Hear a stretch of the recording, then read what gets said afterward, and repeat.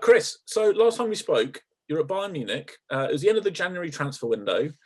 We're talking about maybe a loan. You said, not sure, open to everything, but, I'll expect to be here for the rest of the season. What happened? Yeah, my coach here at Hoffenheim, he was my U19 and U23 coach at Bayern, and we always kept in contact. And I believe he made a push for me in the summer transfer window, but Bayern said no. And so, he asked me again if I'd be willing to come because they had a few injuries with center halves throughout the first half of the season. And I was like, of course, but I wasn't sure if it was going to happen. And then I believe it was the Saturday before the transfer window closed when Bayern played Hoffenheim. And we spoke after the game, and he was like, I'm gonna have this talk with Bayern and see what they say. And the next day they called me into the office at Bayern and asked me if it was something I wanted to do. And within, like I said, it was within a matter of 2 days, it all happened. I mean, I packed up my stuff and moved to Hoffenheim. So, when you talked to, say, Hansi Flick, what did he have to say? He thought that I'd been doing really well throughout the first half of the year, and he wanted me to stay and to continue to develop. But he realized that also I did need to play more games at a higher level to further my development, because you can develop really well in training, but games is also a big part of it. And so we kind of came to this mutual agreement that it was the best place for me. Did you consider staying at Bayern for the rest of the season? Was that sort of one option for you? It was definitely an option for me. It's kind of hard to be able to prove yourself at a higher level if you're just doing it in training. And so it was kind of one of those things where I wanted to prove not just to myself and to like the national team, but also to Bayern and the players and management there that, I can play at a higher level. I just need to have that shot to do it. And that link up with your old coach must have helped as well. Yeah, it definitely did. It's the head coach and the assistant coach. Both of them were, they were kind of like my biggest cheerleaders for the last few years. And so they really helped with making this transition pretty easy. So when you're on the bench for Bayern Munich against Hoffenheim, did you ever think at the start of that game that, 3 days later you'd be in Hoffenheim? Because the thing about transfer windows is that you don't want to put all your eggs into one basket and it doesn't work out. So, there was this thought in my head. I was like, if it happens, great. If not, I'm not going to be too devastated about it because, rumors and stuff happen all the time. But I didn't really think that it was going to come to fruition within that quick of a time frame. It's pretty impressive how quickly everything worked. And talk to me about the sort of logistics on your side of things. You kind of move your whole life to a different part of the country. Was that difficult? I mean, did you just pack one suitcase? How did that all work? Yeah, so it was one of those things where I had a few hours because the transfer window was closing, and so I had a few hours to pack up pretty much as much as I could and pack it into my car. And I also have a dog, so that didn't make it too easy. He's a puppy, so it was kind of hard, but Hoffenheim helped out a lot with living arrangements and stuff, and Bayern helped out with all the paperwork and stuff. So it's not like I had to sit around all day and wait.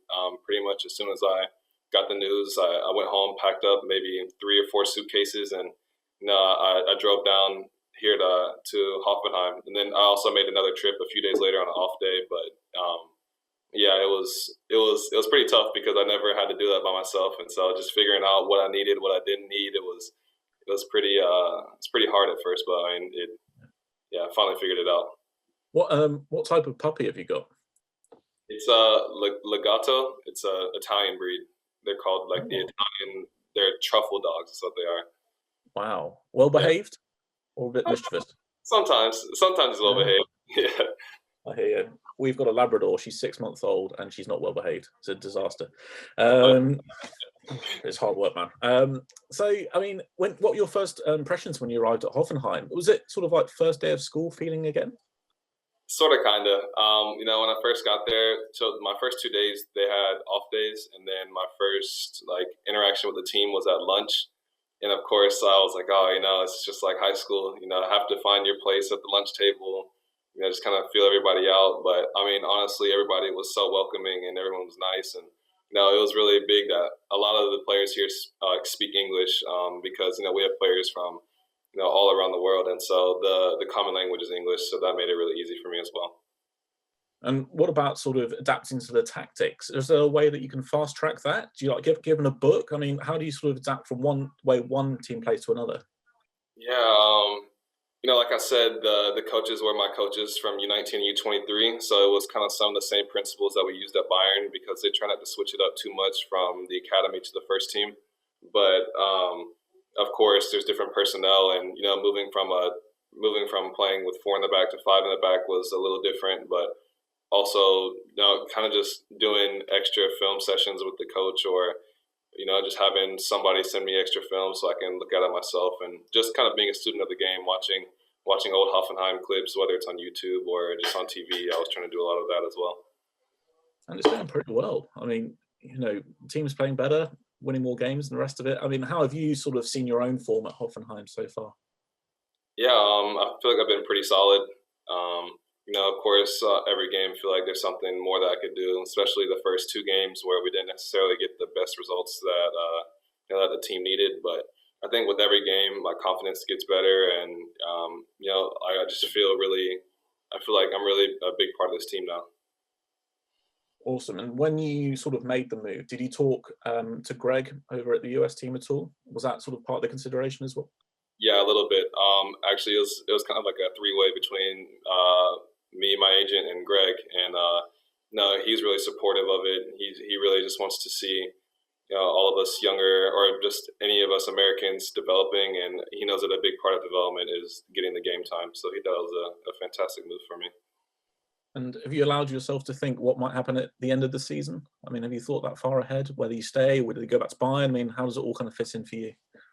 Yeah, I mean, it's kind of always that thought that you have in the back of your head, because I am here until the end of the season, but if things go well, you never know what's going to happen, whether they extend my loan or I go back to Bayern. But I kind of just try to take it day by day and not focus too much about what can or could happen.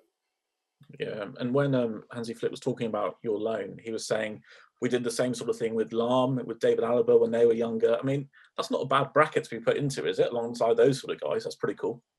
Yeah, those are definitely not just Bayern legends, but legends, around the world. And so, he kind of gave me a little, pep in my step when he said that. But it's good company to be associated with. Awesome. And then sort of aspirations for you for the rest of the season. What are your sort of goals as both an individual and as a club as well? Yeah, individual is just to get as many games as possible. Keep performing well. Hopefully as a team we can.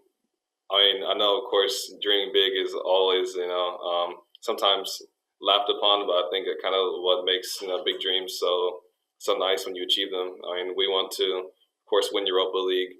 Hopefully, we can get higher up in the table in the Bundesliga, and who knows what we could qualify for. But I think our biggest thing right now is to finish at least first half of the table, and also to keep going farther in Europa League. And have you spoken to Justin? Is it Justin Che? Is that right? Yeah. Back at Bayern. I mean, he's now there. The Dallas pipeline keeps on going. I mean, have you spoken to him much at all? Yeah. So before I left, all the Dallas boys were there, and when they kind of got noticed at the end of their stay who was staying and who was doing what. And so when Justin was told that he was staying, no, it was kind of like a flashback moment, because it was me 2 years ago, and it was with the same position. We kind of look alike as well, and so it was really a cool moment. But he's a really good kid, and he's a really good player. So I think that he'll do well. Is it a bit weird that he's looking to you for advice, considering he's still so young as well? Yeah, I mean it's really weird, because I feel like I'm still asking for advice from a lot of people, and then when people come to me for advice, it's like I'm still this kid. I don't really have too much advice to give, but people really look for it. And just finally, with Bayern, how are they sort of keeping in touch with you? Do you have a WhatsApp group? I know at other clubs, Chelsea over here, for example, with their loan players, they all go on a WhatsApp group when they all move out on loan. It's the same sort of thing with Bayern. Are they in daily contact with you, weekly contact? How does that all fit together? It's more of like a weekly contact with, or at least with the coaching staff and stuff like that. But with the players, we kind of have like our groups. Like it was us young players, and so we always have this group chat, and we're always writing in it whether the players are still playing at Bayern or if we're on loan somewhere. we always stay in contact just to see how everybody's doing. When does a young player become an old player? So someone like Alphonso Davies, is he in the old players WhatsApp group and the young players WhatsApp group, or how does that all fit together? Yeah, he gets the best of both worlds. I think it kind of just depends on what you've achieved on the field. He's achieved a lot within the last year and a half, and so he definitely gets a pass for both the young and the old group chat. Who's admin on the young group chat? Who can kick out people? I think in the young group chat, it's either Alfonso or it's Josh Xerxes. One of those two has they think that they're the top dogs, so they like to make the big decisions. And who runs the old person's WhatsApp group? That's a good question. I'm not in it, so I feel like it might be either Thomas Muller or Manuel Neuer. It has to be one of those two. Has to be. Gotcha. Have you muted anyone yet? So can you mute someone on WhatsApp? Imagine you can. I don't know. I mean, I wouldn't know because I don't do that, but I feel like I've probably muted Josh Xerxes a few times just because. Okay.